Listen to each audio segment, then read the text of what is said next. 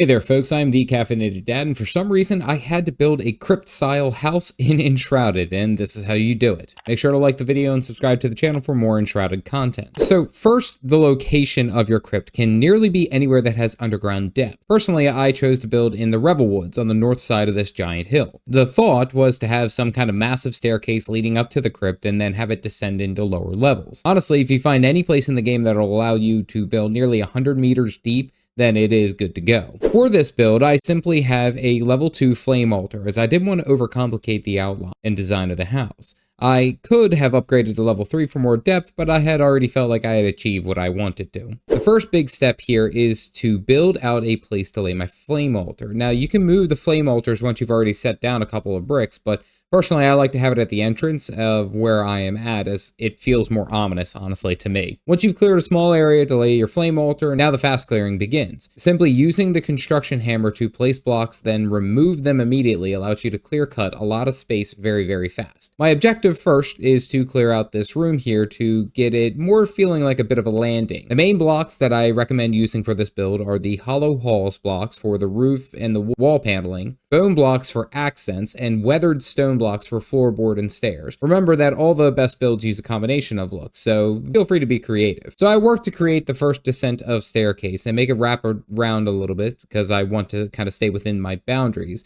and also make it feel like it's more of a winding crypt kind of staircase. Once I get to the floor below, I clear out a large area to build a open room. This could be quite literally any type of room. To add like slight accents, I tossed a couple of coffins in here, as well as threw on a few lids to make them feel more like a living crypt. Now that the first level is done, I move my way down further to split off to the right, and I create the main crypt.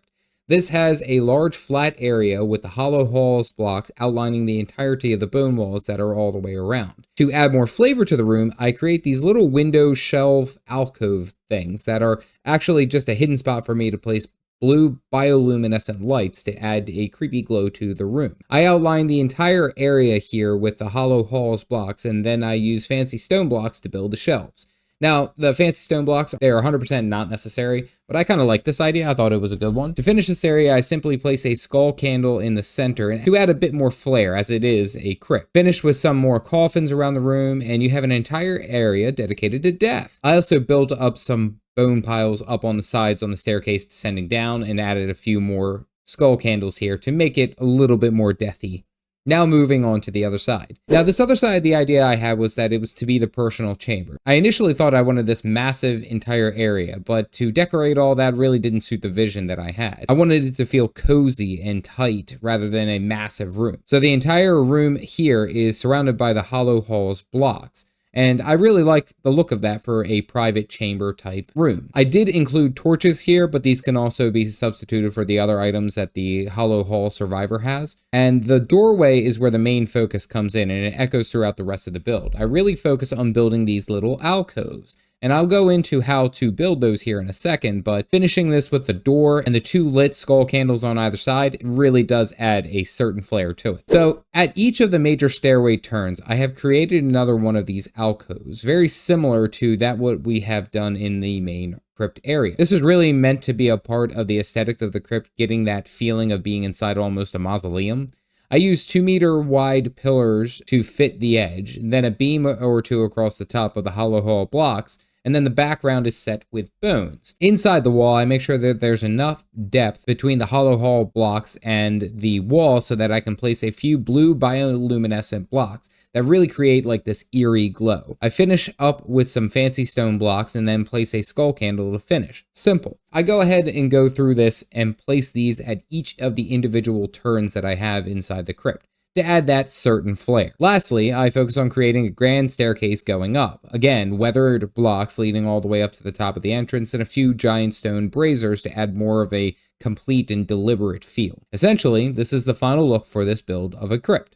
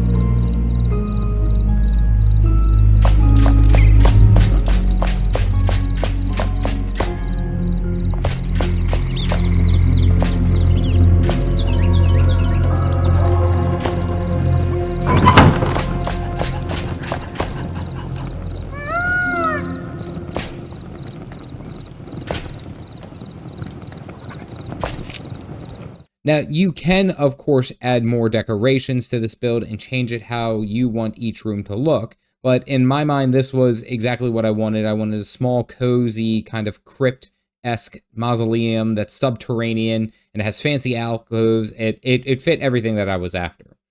If you are new to Enshrouded and you are interested in learning more about the game, click this video here to see the complete beginner's guide to the game. As always, stay caffeinated, folks.